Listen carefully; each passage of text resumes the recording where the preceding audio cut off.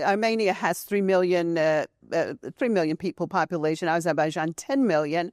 Are they being pushed into this by Washington because increasing the possibility of themselves being used as pawns in the middle of this and possibly being dragged into a war with neighboring countries? I mean, your thoughts about that?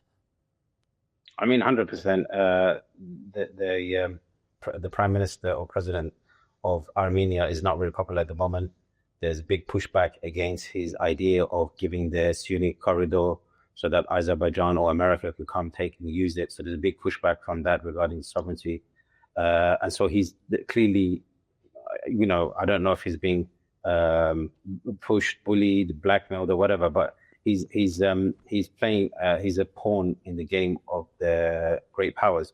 And same for Azerbaijan. Azerbaijan doesn't have its own strong military.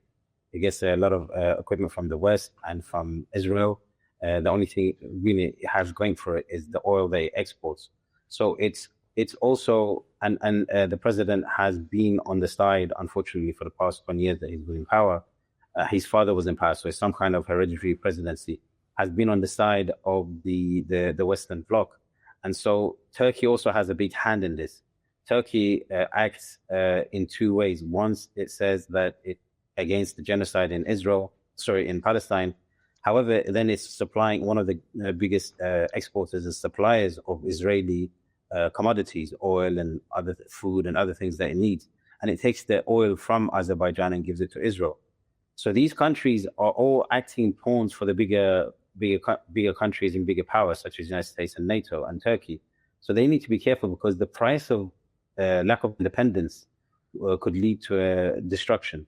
Sometimes independence may have its own costs, such as Iran is paying, but that cost is much smaller than compared to having no independence and being completely ruled by outside powers. And we see this in Ukraine. We've seen what's happened to Ukraine. 25% of land has been lost.